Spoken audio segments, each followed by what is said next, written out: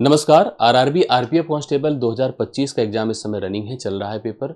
और सभी अभ्यर्थी जो पेपर दे रहे हैं और जिनको अभी देना है उन सबको अपना फोकस बनाए रखना है इस पेपर पैटर्न पर, पेपर की परिस्थितियों पर, क्योंकि पेपर एक जो होता है किसी भी परीक्षा का, किसी एग्जाम का, वो कई चीज़ों को रिलेट कर देता है। इस समय की एग्जाम वर्तमान की स्थिति को रिलेट कर देता है कि अलग अलग परीक्षाओं में कैसे सवाल बन रहे हैं, देखने को मिल रहे हैं।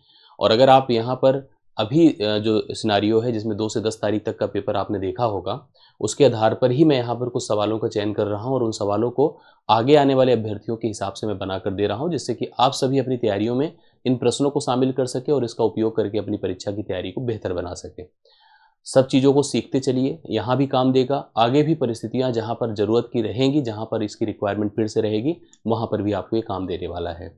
सभी लोग मन लगाकर सभी प्रश्नों के सलूशन को ध्यान से देखें, सुने, समझें। और अगर अच्छा लगे तो वीडियो को लाइक शेयर जरूर करें, इसको बिल्कुल करना ना भूलें। और अगर चैनल पर नए हैं, पहली बार आए हैं, तो सब्सक्राइब भी कर लें, जिससे कि हम आगे कोई तैयारी आपके लिए प्लान करें तो उसमें हम आपको साझा कर सकें, इन्वॉल्व कर सकें। और ज़रूर मतलब ये विश्वास मानिए कि कभी भी आप लोग निराश नहीं होंगे अपनी तैयारियों को लेकर के, मैथ्स की पूरी प्रिपरेशन को लेकर, प्लानिंग को लेकर के। आइए मैं आपको लेकर चलता हूं पहले सवाल पर। पहला सवाल सिंप्लीफिकेशन, सरलीकरण का है, जो बोर्ड मास का है, क्योंकि देखिए कांस्टेबल के हिसाब से ही पेपर बन रहा है। सभी वही सवाल आ रहे हैं जो कि अरिथमेटिक में होते हैं। एडवांस के 2D 3D के 1-2 सवाल बन रहे हैं, लेकिन ज़्यादातर सवाल आपको जो है अरिथमेटिक के ही देखने को मिल रहे हैं। यहाँ पर बोर्ड मास सिंपल लगेगा। यहाँ पर ऑप का उपयोग है, आपको बता दो, ऑप की प्रायोरिटी सबसे पहले होती है। आपका मतलब होता है का के बाद डिवीजन होता है। अगर कहीं पर का लगा है और भाग भी लगा है तो भाग को बाद में लगाना है, पहले का उपयोग करना है, अर्थात गुणा करना है। फिर आता है गुणा, मल्टीप्लिकेशन जिसे हम लोग कहते हैं, मल्टीप्लिकेशन आएगा। और मल्टीप्लिकेशन मतलब जिसे गुणा है, हालांकि ये भी गुणा ही है, लेकिन इस गुणे को पहले परफॉर्म करना है, फिर भाग को, फिर गुणा को, फिर जोड़ घटाने का नंबर आता है। लेकिन इन सब के पहले भी प्रायोरिटी हमें किसकी देनी है होती है, जो हमारे पास ब्रैकेट्स होते हैं, ब्रैकेट्स को प्रायोरिटी देनी होती है। आइए चलते हैं ब्रैकेट्स के अंदर, देखिए क्या सिचुएशन है। सबसे पहले इस ब्रैकेट की बात करिए। 10 दूना 20 है, और अगर 25 से 20 निकला तो कितना हो जाएगा बताइए? 5 हो जाएगा। 3 गुणे 5 कर दे 15 हो जाएगा, और 15 को 5 में जोड़ दे तो कितना हो जाएगा? 20। और 78 से अगर हम 20 को घटा दें तो 78 से 20 घटाते ही कितना हो जाएगा? 58। 58 यहाँ पर राइट सोल्यूशन होगा, जो देखिए आपको सी ऑप्शन में देखने को मिल रहा है। सवाल और स्तरीय और पैटर्न की और अच्छे रियलाइज करिए, सभी को अच्छे से तैयार करते हुए अपनी तैयारी मजबूत बनाइए। 30 मीटर लंबे कपड़े से प्रत्येक 225 सेंटीमीटर माप वाले 12 टुकड़े काटकर बेचे जाते हैं। मूल लंबाई का कितना भाग अभी शेष रह जाता है? जो मूल लंबाई है वो आपकी 30 मीटर है, 30 मीटर है। देखिए ध्यान से, इसमें से होता क्या है, प्रत्येक 225 सेंटीमीटर माप वाले हम क्या करते हैं, इसी कपड़े का उपयोग करके हम किसी ग्राहक को 225 मीटर के कुल 12 टुकड़े करके हम प्रोवाइड करते हैं उसे। मतलब पहली चीज तो आप देखो कितना कंज्यूम कर दिया, कितना कपड़ा आपका खत्म हो गया। 12 पंचे 60, 12 दूना 24, 36 होता है, 12 दूना 24, 24 3 27 होता है। 2700 सेंटीमीटर कपड़ा यहाँ पर खत्म हो गया है। अब 2700 सेंटीमीटर खत्म हो गया है, आपके पास कुल 30 मीटर कपड़ा बचा हुआ था। हम लोग देख रहे हैं कि अगर 2700 खत्म हुआ है तो कितना बचा है, इसी की प्लानिंग हमें करनी है। सबसे पहले ऐसे देख लीजिए कितना खत्म हुआ है, उसको ही लेकर चल सकते हैं। जैसे हमने लिखा 2700 खत्म हुआ है, कितने में से? 30 मीटर में से। अब मीटर को हम लोग सेंटीमीटर में कन्वर्ट करें तो 1 मीटर बराबर 100 सेंटीमीटर होता है। 1 मीटर को हम 100 सेंटीमीटर लिख सकते हैं, 100 से गुणा कर दें। अब आपको मैं बता दूं इतना कपड़ा हमने खत्म किया। अब इसको तो देखिए 2 जीरो ऐसे ही खत्म हो गए। 3 9 बार 27 होता है, 3 10 बार 30 होता है। 9/10 भाग इसका खत्म हो चुका है, समाप्त हो चुका है। अब इसका अर्थ होता है कि अगर 10 टोटल भाग था तो उसमें 9 भाग कंज्यूम हो चुका है, एक भाग बचा है किस में से? 10 में से। 1/10 हिस्सा बचा हुआ। अगर हम परसेंटेज आपसे पूछ लेते कितना परसेंट बचा हुआ है, तो आप कहते हैं कि 10% टोटल अभी हिस्सा बचा हुआ है, 90% इसका भाग खत्म हो चुका है, समाप्त हो चुका है। दूसरा सवाल डन होता है। तीसरे पर आ जाइए। तीसरा सवाल देखिए, पढ़िए समझिए।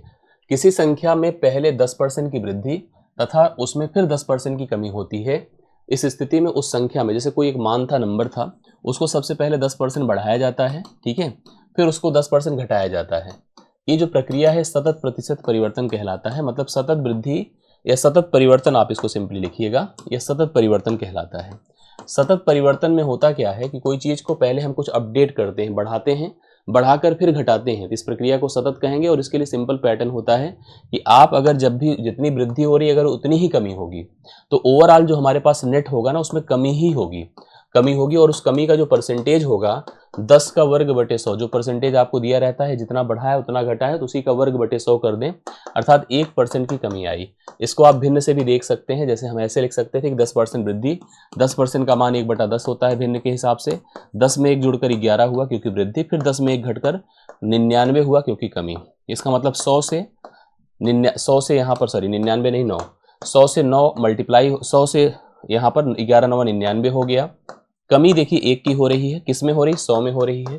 1 गुणे 100 बटे हम लोग यहाँ पर 100 कर देंगे तो वही चीज़ आपके सामने है, 1% की कमी। देखिए आंसर हो जाएगा इसका, राइट सोल्यूशन आपके सामने है जो सी ऑप्शन। देखिए ऊपर यहाँ पर कंफ्यूज करने के लिए 1% की वृद्धि भी लिखा है, लेकिन 1% की कमी लगाई, यही सही उत्तर इसका माना जाएगा।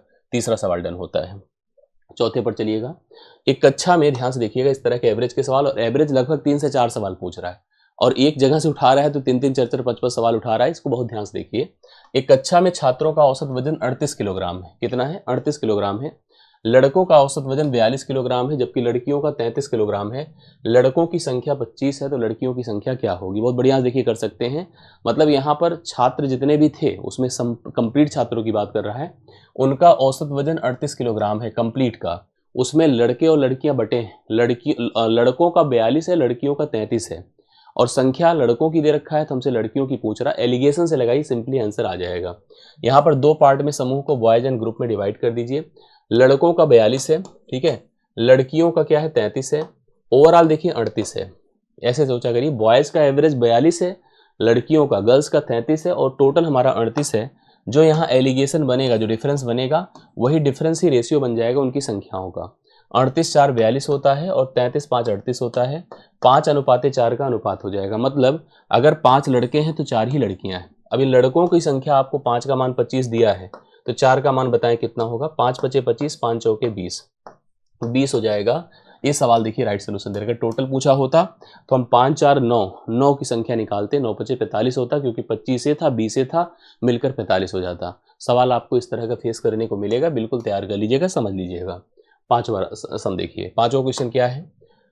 कोई राशि साधारण ब्याज की दर से 8 वर्ष में अपने आप की दुगनी हो जाती है। साधारण ब्याज के हिसाब से कोई पैसा हमने निवेश किया और वह 8 साल में अपने का डबल होना। डबल का मतलब सिंपल होता है कि हम जितना थे उतना ही और बढ़े, तभी डबल होता है। अब सवाल कह रहा है कि उसी साधारण ब्याज की दर पर वही सेम रेट रहेगा, कितने वर्ष में स्वयं की 4 गुना हो जाएगी। सिंपल इस तरह के सवाल जरूर पढ़ लीजिएगा। ये प्रिंसिपल था हमारा। प्रिंसिपल में हमने कहा कि 8 वर्ष में कोई पैसा अपने आप का डबल का मतलब देखो, 1 अगर रुपए जमा किया था तो 2 बन जा रहा है। अब कह रहा है कि हमको चाहिए यह पैसा हमारा कितना हो जाए? 4 गुना हो जाए। देखिए लिखा होगा कि वह कितने वर्ष में स्वयं की 4 गुना हो जाएगी। 4 गुना होने का मतलब देखो, अभी दोनों चीजों को थोड़ा रिलेट करिए। यहाँ पर जो 1 से 2 हो रहा था तो कितना ब्याज ऐड हो रहा था? 1 रुपए का ब्याज ऐड हो रहा था।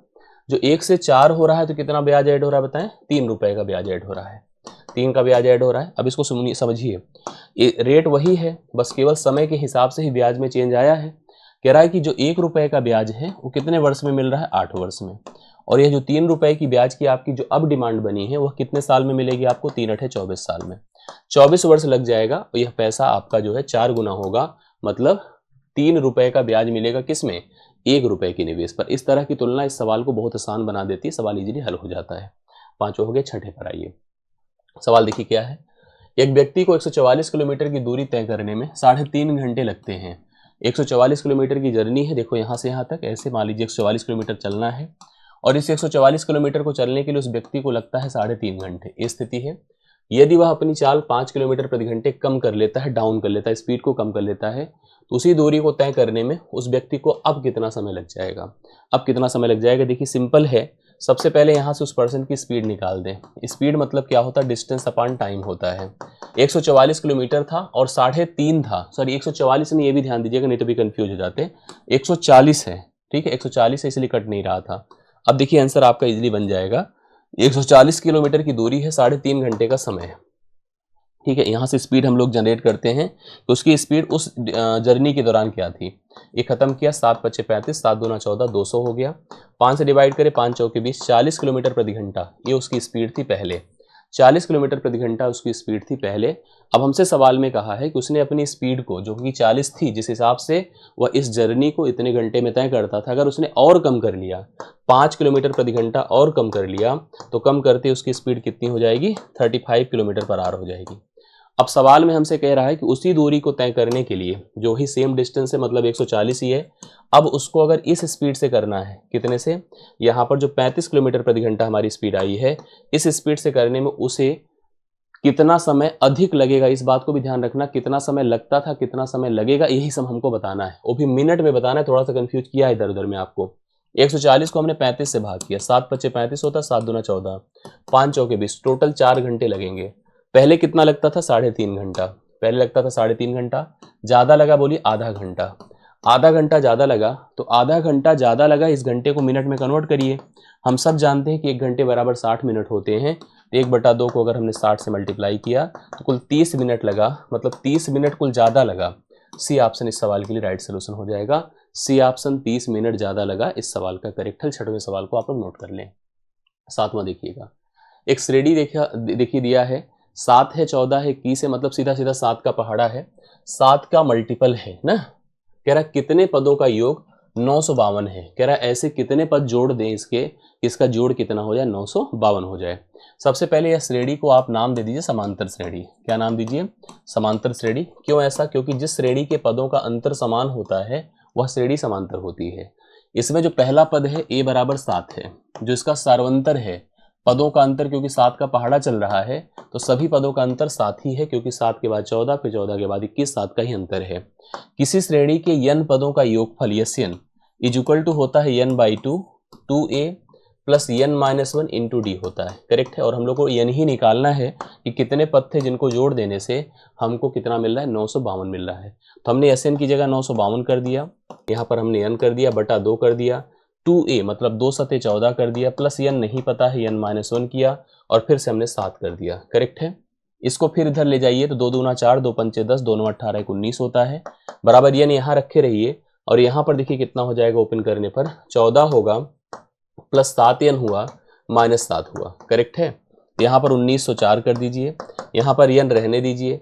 अब 14 में से 7 निकला, 7 प्लस 7n कर दीजिए, करेक्ट है। 7 यहाँ से बाहर कर सकते हैं, जैसे हम लोग लिख सकते हैं 1904 बराबर 7n 1 + n, ऐसे लिख सकते हैं। 7 से काटिए, 7 दूना 14, 5 0, 7 7 49, फिर 7 दूना 14 बराबर n × n+1। अब आपको क्या करना है, एक संख्या, जैसे यहाँ पर हम लोग अगर सोचें कि द्विघात समीकरण बनेगा, लेकिन द्विघात समीकरण बना के करना उचित नहीं है। हम लोग एक संख्या सोचें जिसको अपने सक्सीजर में ही मल्टीप्लाई करें और हमें प्रोडक्ट चाहिए 272। अब जैसे इसके लिए सबसे बेहतर होता है ऑप्शन। मान लीजिए मैंने यहाँ पर 16 लिखा, अगर 16 लिखा तो 16 के आगे 17 आएगा। अब 16 × 7 = 112 होता है ना, 16 पंचे 16 छक्के 96, 16 × 7 = 112, यहाँ से 11, 16 × 1 = 16, 11 कितना होता है 27, 272 हो जाएगा। राइट सोल्यूशन यहाँ पर इसका 16 ही होगा। वैसे भी और भी प्रोसेस से हम इधर उधर कर सकते थे, लेकिन कोई मतलब नहीं, 16 ही करेक्ट आंसर है। और एक चीज़ और भी दिमाग में रहता है कि जैसे पहला नंबर अगर 16 है तो हम लोग, जैसे दूसरा नंबर 17 है, 7 × 6 = 42, अंत में 2 है, यहाँ पर अंत में 2 आएगा। और यहीं पर 7 होता, 7 के बाद अगर 8 होता तो 8 × 7 = 56 होता, नहीं आता। 8 के बाद 9 72, इसकी पॉसिबिलिटी बन सकती थी, बट यहाँ 16 से ही मैच कर रहा है। तो 7वें सवाल का राइट सोल्यूशन आपके सामने 16 है, अर्थात पदों की संख्या कुल 16 है, जिनको जोड़ देने से यहाँ पर सभी पदों का जोड़ कितना आ जाएगा, 952 आ जाएगा। इसको आप लोग लिख सकते हैं। अगले सवाल पर आइए। किसी संख्या को किसी भाजक द्वारा विभाजित किया जाता है, कोई नंबर था और कोई डिविजर उसको भाग कर रहा था, तो शेषफल 24 आता है, उसका जो रिमाइंडर 24 होता है। जब उसी संख्या के डबल को, दुगने को उसी भाजक द्वारा विभाजित किया जाए सेम डिविजर से, तो शेषफल 15 बचता है। तो कह रहा है भाजक ज्ञात करो, क्या होगा। बढ़िया सवाल है, लेकिन आपको समझना पड़ेगा। सबसे पहले एक बात जान लीजिएगा, अगर हम किसी a को b से भाग कर रहे हैं और इस स्थिति में अगर a छोटा है b से, मतलब जो भाज्य है ऊपर का मान और भाजक है जो नीचे का मान है, भाज्य अगर भाजक से छोटा है तो जो भाज्य है वही रिमाइंडर होता है। जैसे हम अगर 15 को 17 से भाग करें तो रिमाइंडर 15 ही है, रिमाइंडर क्या है, 15 ही है, इसमें कोई चेंज नहीं। इसी प्रकार से जब किसी संख्या को किसी भाजक द्वारा विभाजित करें, एक n था, उसको अगर हमने किसी भाजक से विभाजित किया, किसी a से विभाजित किया, तो इसने कहा शेषफल आ रहा है 24। शेषफल कितना आ रहा है भाई, 24 आ रहा रिमाइंडर। तो ऐसी स्थिति में हम मान लेते हैं कि वह संख्या जिसको आप सोच रहे हैं वह 24 ही है। अगर हम 24 को किसी एक नंबर a से भाग कर रहे हैं तो रिमाइंडर 24 आ रहा है, यही बोला है। अब हमसे सवाल में कहा है आगे, जब उसी संख्या के दुगुने को उसी भाजक द्वारा विभाजित करें, उसी संख्या का डबल किया, मान लीजिए 48 यहाँ पर आया, 48 आया। अब कह रहा है उसी भाजक ए से विभाजित करें तो शेषफल कह रहा है 15 आ रहा है, रिमाइंडर 15 आ रहा है। तो भाजक ज्ञात करें अर्थात वह नंबर क्या था, मतलब वह संख्या कौन थी जिससे हम लोग इसको भाग करके ऐसी स्थिति क्रिएट कर रहे हैं। अब यहाँ पर हम लोग को यही बात समझने की कोशिश करनी पड़ेगी, अर्थात वह नंबर कौन था इसको हमें प्लान करना है। जैसे हम ये तो मान गए कि वह नंबर 24 से बड़ा ही होगा, 24 से बड़ा ही होगा। जैसे मान लीजिए हम यहाँ पर देख रहे हैं, यहाँ पर 9 से अगर हम लोग सोच रहे हैं, 9 से भाग करने पर 24 को शेषफल तो आएगा नहीं उतना, 24।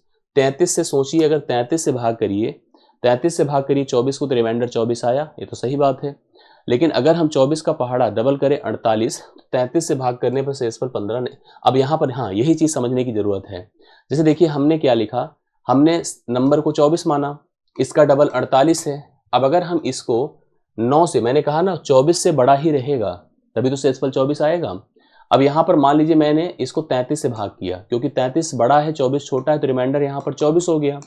अब अगर हमने 24 का डबल किया 48 आया, इसको भी मैंने 33 से भाग किया, तो 33 एक की 33, 33 15 48, यहाँ से रिमाइंडर देखिए 15 आया। तो इसका मतलब सही उत्तर आपका 33 हो जाएगा।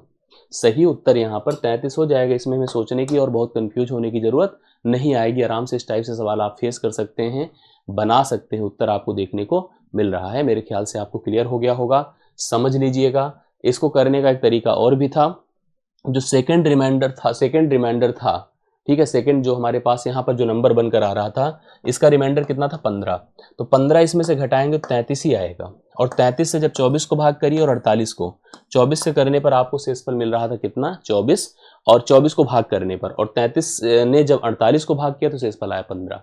इस तरह से सवाल आपका हल हो जाता है। 8वां सवाल आपका डन हो रहा है। बी ऑप्शन 33 इस सवाल के लिए करेक्ट आंसर आप लोग देख लीजिए। रवि ने 2 वस्तुएं 1500 में खरीदा, 2 वस्तुएं उसने उठाया, 2 वस्तुएं खरीदा, दोनों को 1500 में, ठीक है। उसने एक वस्तु को 6% के लाभ पर तथा दूसरी वस्तु को 4% की हानि पर बेचा। इस सौदे में उसका लाभ हानि का परसेंटेज ज्ञात कीजिए। मैं आपको बता दूं, अगर कोई व्यक्ति 2 वस्तुएं, जैसे इन्होंने क्या किया, 2 वस्तुएं प्रत्येक को खरीदा कि नहीं खरीदा मुझे जानकारी नहीं है। उसने एक वस्तु को 6% के लाभ पर तथा दूसरी वस्तु को 4% की हानि पर बेच दिया। इस पूरे सौदे में उसका लाभ हानि का परसेंटेज क्या था, ये हमको जानकारी नहीं है, यही हमको बताना है। अब यहाँ कंफ्यूजन इस बात का होता है कि अगर उसने दोनों वस्तुओं को समान दाम में खरीदा होता, समान दाम पे खरीदा होता, तो बहुत ही ओरल हम लोग बता सकते थे कि पहले पर 6% का लाभ था, 6 पॉजिटिव, दूसरे पर हमें 4% की हानि थी, 4 नेगेटिव, डिवाइड बाई 2 कर देते, तो 6 में से 4 घटता, बटे 2 कर देते, 2 बटे 2 1 हो जाता, तो 1% का यहाँ पर लाभ होता। देखिए यहाँ पर ऑप्शन में दिया भी है। ये सवाल ऐसे ही बनना भी चाहिए था, समझ रहे हैं। अगर इसको ये सोचा जा रहा है कि पहली वस्तु को कितने में बेचा, दूसरी वस्तु को कितने में बेचा, या उसने मतलब ओवरऑल कितना हुआ, अगर एक चीज हमको नहीं दिया था तो हम नहीं डिसाइड कर सकते थे। जैसे 2 वस्तुएं प्रत्येक को 1500 में खरीदा, 2 वस्तुएं प्रत्येक को उसने 1500 में खरीदा। अब उसने पहली वस्तु को 6% के लाभ पर बेचा, दूसरी वस्तु को 4% के लाभ पर बेचा। कह रहा इस तरह से पूरे सौदे में क्या हुआ ये हमको बताना चाहिए था, तब हम एलिगेशन लगा सकते थे। यहाँ पर यह तो ऐसे पैटर्न बनता है कि रवि ने 2 वस्तुएं प्रत्येक को 1500 में खरीदा, प्रत्येक को 1500 में, या दोनों के क्रय मूल्य समान हैं। इस समान क्रय मूल्य के लिए मैंने आपको डिसाइड करके दिया है 1% का फायदा यहाँ पर व्यापार में उसे हो जाएगा। आप लोग इसको लिख लीजिएगा, सही उत्तर होगा। नहीं तो और कोई एलिगेशन बन नहीं सकता था जब तक हम एवरेज ना बताते, जब तक बीच का बता नहीं देते कि दोनों पर हमें ये फायदा हुआ, नुकसान हुआ, या परसेंटेज में फायदा नुकसान हुआ, तब तो हमारे पास एलिगेशन का प्रोसेस था और उसका हम उपयोग कर सकते थे। अभी हम कुछ नहीं कर सकते थे, जो किया हमने समान क्रय मूल्य के लिए आपको बता दिया है, आप इसका उपयोग कर सकते हैं। अगले सवाल पर आइए। देखिए एक समलम, अब आपको देखिए इस तरह के सवाल भी फेस करने को मिल सकते हैं। एक समलम जिसे ट्रेपीजियम कहते हैं, PQRS है। देखिए ऐसे समलम बनता है, ऐसे मतलब 2 भुजाएं इसमें समांतर होती है। यहाँ पर इसने हमसे कहा है कि PQRS, लेकिन इसको ध्यान दीजिएगा, उसी हिसाब से चलते हैं। PQ और SR का SR पैरेलल है, ये भी हमने प्लान कर लिया है, लेकिन अभी हम ऐसे नाम नहीं दे रहे हैं इसलिए क्योंकि वो उसको देखना है। कह रहा PQ और SR का जो रेशियो है वो 3:2 है। ये हमने कहा PQ है और A यहाँ पर इसको RS कर दीजिए, चलिए ठीक है, ऐसे बना दिया। A है समलम चतुर्भुज जिसे हम ट्रेपीजियम कहते हैं। अब इस भुजा का जो मान है उसको हम 3x मान लें, इसको 2x मान लें। क्यों? क्योंकि इसने हमसे कहा कि PQ तथा SR का जो रेशियो है 3:2 है। समलम का जो क्षेत्रफल है, एरिया, तो हमको दिया है 480 सेंटीमीटर स्क्वायर, ये दिया है, करेक्ट है। तथा PQ और SR के बीच की दूरी, मतलब ये जो यहाँ से परपेंडिकुलर डिस्टेंस है, जो हाइट बेसिकली कहलाएगी वो आपको दे रखा है कितना, 12 सेंटीमीटर। तो हमसे कह रहा है एसआर अर्थात इसकी लेंथ बताओ क्या थी। दरअसल समलंब चतुर्भुज का जो क्षेत्रफल होता है area 1/2 sum of the parallel side, मतलब समांतर भुजाओं का योग, समांतर भुजाओं का योग गुणे उनके बीच की दूरी, उनके बीच की दूरी हम कैसे लिखेंगे बताइए। 1/2 समांतर भुजाओं का योग मतलब 3x + 2x गुणे उनके बीच की दूरी कितना है 12 बराबर एरिया कितना दिया है देखिए 480, ये दिया है हम लोग को 480, ठीक है 480। इसका मान देखिए कैसे कैलकुलेट होगा। सबसे पहले आपने क्या किया कि 2 से इसको डिवाइड किया, 6 बार गया, 6 × 8 = 48 होता है, 80 हो गया। इसका मतलब मैं लिख सकता हूँ 3 × 2 = 5x, 5x बराबर 80 कर दो, x का मान कितना हो जाएगा 16, x का मान 16, ठीक है। अब हमसे कहा है कि हमसे एसआर हमको बताना है, तो 16 को 2 से गुणा कर दे 32 हो जाएगा। यह लेंथ 32 हो गई है। अगर हमसे ये वाला PQ पूछा होता 16 × 48 हो जाता। जो कहेगा हम लोग उसको कैलकुलेट कर सकते हैं। समलंब चतुर्भुज का कॉन्सेप्ट आपको क्लियर होना चाहिए। अब ये सवाल मैंने इसको दिया है, प्रायोरिटी बन रही है ऐसे सवालों को भी फेस करने को आपको मिल सकता है, क्योंकि इसे हम 2D के ही सेक्शन में रख सकते हैं। यह भी एक क्वाड्रिलेटरल है, चतुर्भुज है, और इसका हमसे एरिया हम डिसाइड या एरिया पर बेस क्वेश्चन दे दिया इसने। एक वृत्ताकार बगीचे का व्यास, बिल्कुल ध्यान दीजिए, वृत्ताकार बगीचा है, देखिए ये है, इसका व्यास मतलब double of radius this length, ये 28 मीटर है। ये है पूरा वृत्ताकार बगीचा, इसका व्यास दिया है। तब इस बगीचे के अनुदिश 300 रुपये प्रति मीटर की दर से, अनुदिश का मतलब जैसे ऐसे शुरू करके पूरी बाउंड्री की दर से बाड़ लगवाने का जो कुल खर्च आता है, जैसे अगर हमको बाड़ लगवाना है तो हम बाड़ यहीं तो लगवाएंगे ऐसे, ये हमने बाउंड्री कवर कर दी, बाड़ लग गया। बाउंड्री आपने कवर करी तो परिधि बनाई, क्या बनाई, परिधि। आपने इस परिधि पर बाड़ लगवाया। जैसे अगर आपके पास वृत्ताकार, जैसे आप क्रिकेट का मैदान देखो तो जो बाउंड्री रोप बनी होती है या एडवर्टीजमेंट बोर्ड जो लगा होता है, उसकी लेंथ को मेजर करने के लिए हमें सर्कल का सरकमफेरेंस चाहिए, परिधि चाहिए, और परिधि का रूल होता है 2πr। क्या होता है 2πr, परिधि होती है 2πr। यहाँ पर हमसे कह रहा है कि 300 रुपये प्रति मीटर की दर से बाड़ लगवाने का जो कुल खर्च है, 1 मीटर का खर्च है 300 रुपये, और कुल खर्च हमको दे रखा है, हमको बताना है, हमको कुल खर्च बताना है। तो सबसे पहले हमको क्या करना होगा, परिधि निकालनी होगी। परिधि के लिए 2πr लिख सकते हैं, या 2 × r आपका d ही होता है, तो π × d भी कर सकते हैं। ये भी परिधि का ही फार्मूला है। पाई मतलब 22/7 और d मतलब आपको दिया 28, ठीक है, 7 चौके 28 होता है, 22 चौके 88, 88 मीटर, ये टोटल यहाँ पर परिधि है। और जो रेट दिया है, इसका खर्च दिया है, खर्च दिया 300 रुपये प्रति मीटर, तो टोटल कॉस्ट क्या होगा, 300 गुणे कितना बताओ 88, ये 0 0 3 8 24, 3 8 24 2 26, 26,400 रुपये टोटल खर्च आएगा, जो पहले ऑप्शन में दिया है। अगर हमें बाड़ लगवाना है तो बाड़ लगवाने के लिए हमें कुल 26,400 रुपये का इन्वेस्टमेंट अर्थात खर्च करना पड़ेगा। अगले सवाल पर आइए। एक रेलगाड़ी 50 मीटर लंबे प्लेटफॉर्म को 14 सेकंड में, एक रेलगाड़ी क्या है 50 मीटर लंबे प्लेटफॉर्म को 14 सेकंड में तथा प्लेटफॉर्म पर खड़े एक व्यक्ति को 10 सेकंड में पार करती है। बहुत बढ़िया क्वेश्चन, देखिए ये क्वेश्चन बिल्कुल तैयार करिएगा। रेलगाड़ी के सवाल आपकी परीक्षा में तो 100% आ रहे हैं। आप ऐसे देखिएगा, ये रेलगाड़ी है, रेलगाड़ी का ड्राइवर है, गार्ड है, उसकी अपनी लंबाई है, उसकी अपनी स्पीड है। एक 50 मीटर लंबा प्लेटफॉर्म था, ये देखिए 50 मीटर लंबा प्लेटफॉर्म था, और इस प्लेटफॉर्म को जब वह पार करी तो कितना समय लगा टोटल बताइए। इस प्लेटफॉर्म को पार करने में 14 सेकंड लगा, जबकि वही रेलगाड़ी उसी प्लेटफॉर्म पर खड़ा कोई व्यक्ति था, जब इसने पार किया था तो कितना समय लगा था 10 सेकंड। अब यहाँ पर हमसे पूछा है कि गाड़ी की चाल बता दो कितने किलोमीटर प्रति घंटे थी। एक बात मैं आपको बता दूं, जब कोई रेलगाड़ी किसी व्यक्ति को, किसी पेड़ को, किसी खंबे को, इन सब को पार करती है तो वो किसी और चीज़ को नहीं बल्कि खुद को ही पार करती है। उसने जब इस व्यक्ति को पार किया था जो 10 सेकंड लगा था, तो उस व्यक्ति को पार नहीं किया था, उसने खुद को पार किया था, समझ रहे हैं। और जहां पर उसकी अपनी लंबाई हमको नहीं दे रखा है कि उसकी लंबाई क्या थी, उसने खुद की लंबाई को पार किया था कितने सेकंड में, 10 सेकंड में। लेकिन आप ये बताओ, जब उसने प्लेटफॉर्म को पार किया तो कितना समय लगा, 14। जब प्लेटफॉर्म को वह जब पार करती है, किसी पुल को पार करती है, सुरंग को पार करती है, खड़ी रेलगाड़ी को पार करती है, तो इनको पार करती, दो चीजें पार करती है, एक तो अपनी लंबाई पार करती है, दूसरा इसकी लंबाई पार करती है। अब सुनो, अपनी लंबाई को पार करने में कितना सेकंड लगेगा, जो इस व्यक्ति को पार करने में लगा था 10 सेकंड, और प्लेटफॉर्म को पूरा पार करने में 14, इसका मतलब केवल प्लेटफॉर्म को पार करने में 4 सेकंड, केवल प्लेटफॉर्म को पार करने में 4 सेकंड लगेगा। अब प्लेटफॉर्म की लेंथ है कितनी, 50 मीटर है, इस 50 मीटर को पार किया है 4 सेकंड में, तो 50/4 मीटर पर सेकंड उसकी स्पीड हो गई। ट्रेन तो ट्रेन ही है, तो 50/4 मीटर पर सेकंड, इसको हमें किलोमीटर प्रति घंटे में कन्वर्ट करना है। किसी भी आंकड़े को जो कि मीटर पर सेकंड में किलोमीटर प्रति घंटे में लिखने के लिए क्या करोगे आप, 18/5 से मल्टीप्लाई कर दो। 18/5 से करा जाता है। अब आप देखो जो कट पिट जाए, खत्म हो जाए, कैसे, 5 धाम में 50 होता है, ठीक है, 2 दूना 4 होता है, 2 पंचे 10, 2 9 18, 9 पचे 45, 45 किलोमीटर प्रति घंटा उसकी स्पीड है रेलगाड़ी की। अगर हम इधर उधर करेंगे तो फंस जाएंगे, बहुत टाइम लगेगा। आराम से देखिए प्रश्न का उत्तर हो गया, आराम से आप सोल्यूशन भी कर डाले, आंसर आपको इजीली मिल गया होगा, समझ में आ गया होगा। नेक्स्ट क्वेश्चन पर आइए। कुछ श्रमिक होते हैं जिसे मजदूर कहते हैं, एक काम को 60 दिन में पूरा करते हैं। कुछ श्रमिक हैं जिसे जो एक काम को प्लान करते हैं, उन्होंने 60 दिन में पूरा करने की बात करी और पूरा भी कर लिया। कह रहा 8 और श्रमिक अगर आ जाते, नियुक्त हो जाते, तो वे उस काम को पूरा करने में 10 दिन लेते। समझ रहे हैं, वे इस काम को पूरा करने में 10 दिन लेते, तो श्रमिकों की असल संख्या क्या होगी? श्रमिकों की असल संख्या क्या होगी, इसको हमको बताना है।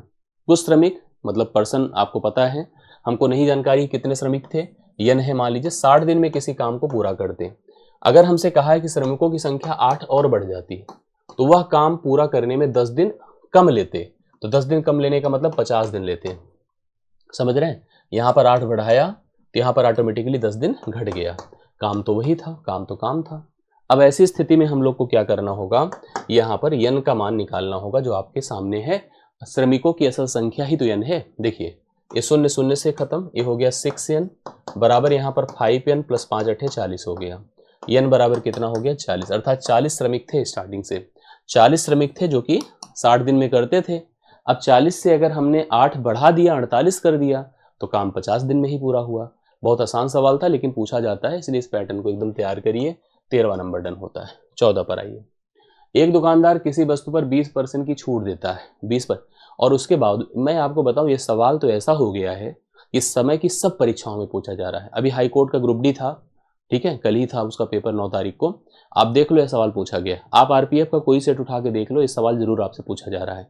डिस्काउंट का इस समय सबसे फेवरेट सवाल है कि कोई दुकानदार किसी वस्तु को कुछ छूट पर बेचता है तो उसे कुछ फायदा होता है, ठीक है। अब ऐसी केस में हमें क्रय और अंकित का रिलेशन अगर पता चल जाए तो हम जो मतलब रिक्वायरमेंट है उसको हम पूर्ण कर लें। ऐसे में देखिए अब सवाल वही है कि दुकानदार किसी वस्तु को 20% की छूट पर बेचता है तो 60% का लाभ कमाता है। वस्तु का अंकित मूल्य दिया है, वास्तविक लाभ पता करना है, वास्तविक लागत पता करना है, यही सब पूछा जाता है। ऐसे में हम 100 रुपए को एक वैल्यू मानकर इसी पर छूट लगाते हैं जो मान लो 20% की है, तो कितना हो गया 80। और इसी को हम लोग यहाँ पर क्या करते हैं, लाभ पर बेचते हैं, जो कि 60% लाभ है, तो 160 हो गया। करेक्ट है, 160 हो गया। अब यहाँ पर ध्यान से मेरी बात को सुनिएगा, 80 1 के 80 होता है, 80 दूना 160। मतलब यहाँ पर एक जो है क्रय मूल्य हो गया और यह अंकित मूल्य। एक में खरीद कर आपने 2 उसके दाम को बताया है, एक खरीद कर आपने उसका दाम 2 बताया है ग्राहक को, तो क्रय और अंकित मूल्य का यही अनुपात हो गया। अब सवाल में जैसे अंकित मूल्य हमको 600 दिया है, 600 मतलब 2 का मान 600 है, तो 1 का मान बताओ कितना होगा 300, अर्थात उस वस्तु की जो वास्तविक लागत थी वो 300 रुपए थी। क्रय मूल्य कितना रहा होगा 300। 300 में खरीद कर आपने ग्राहक को कितना बताया था 600। ये सवाल नंबर 14। अंतिम सवाल को देख रहे हैं। अंतिम सवाल को ऐसे पैटर्न को बिल्कुल तैयार करिए।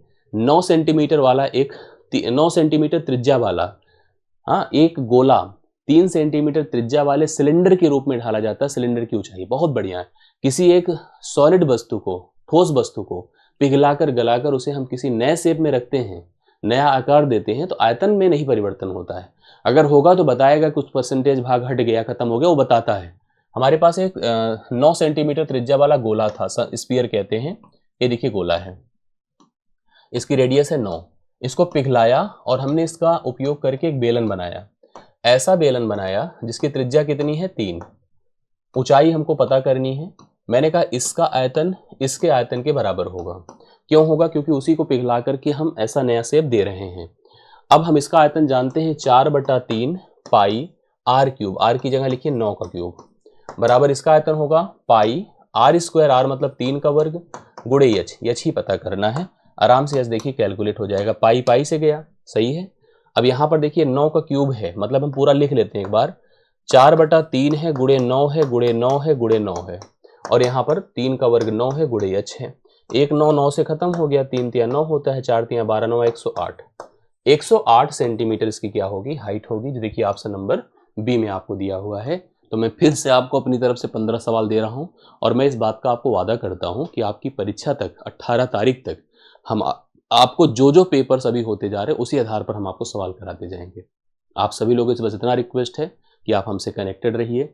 आप डिस्क्रिप्शन में दिए गए टेलीग्राम ग्रुप को ज्वाइन किए रहें। मैथ्स के लिए हमसे तैयारियों के लिए हमेशा कनेक्ट रहने के लिए चैनल पर अगर नए हैं तो सब्सक्राइब कर लें। अच्छा लगा तो वीडियो को लाइक और शेयर, बस इतना ही आपसे डिमांड है। बाकी हम आपके लिए जो पॉसिबल है वो कर रहे हैं और मुझे पूरा भरोसा है कि आपके लिए हम जेन्युइन प्रयास कर रहे हैं। इसका फ़ायदा आपको परीक्षा में देखने को मिल रहा होगा। बहुत बहुत धन्यवाद। Thank you so much.